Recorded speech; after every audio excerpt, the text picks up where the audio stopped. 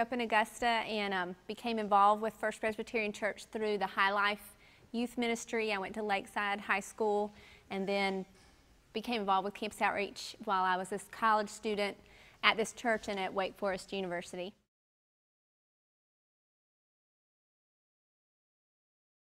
Campus Outreach went to my college in Thailand, and they have some CCP student went to my college, and she just introduced myself that she's from Campus Outreach, and she shared the gospel with me, and so I hang out with her and went to the evangelistic retreat. And after that, after the retreat, I came back home and received Christ, and I went to see the staff, Campus Outreach staff in Bangkok, and just tell her that I am receive Christ. So she gave me Bible, and we studied Bible together.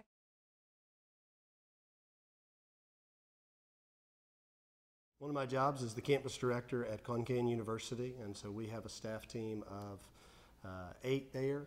And so a lot of what I do is training and helping, equipping the staff, but also probably more than half of my job is having personal ministry on the campus, which is primarily evangelizing students. So one way we do that, we have a soccer league that we have for freshman students, for guys.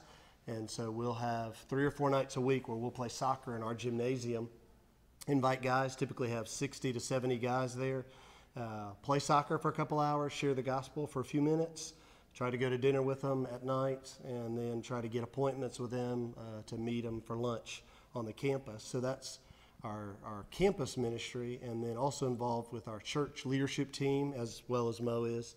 And so we're both involved in preaching sermons and overseeing other aspects of the church beyond just the campus ministry.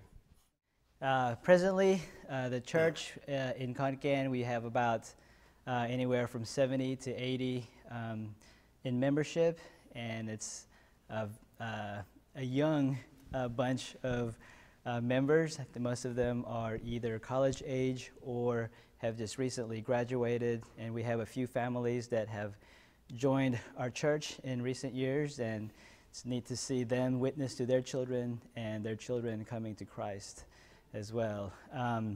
Right now, the leadership at the church, it's basically, we have a leadership team made up of Gary, myself, 2 other missionaries who are there, and one of the Thai guys at our church, and we pretty much think for the church in terms of preaching and the activities that takes place with our church.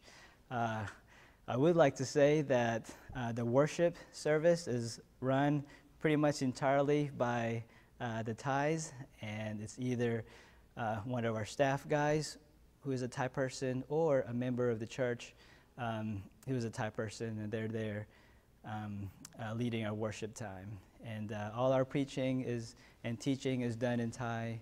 And our dream eventually we would hope that we could see God raise up a Thai national who can think for the church in the Thai way and lead in a way that would best cause the church to grow and exalt the name of Jesus in Thailand.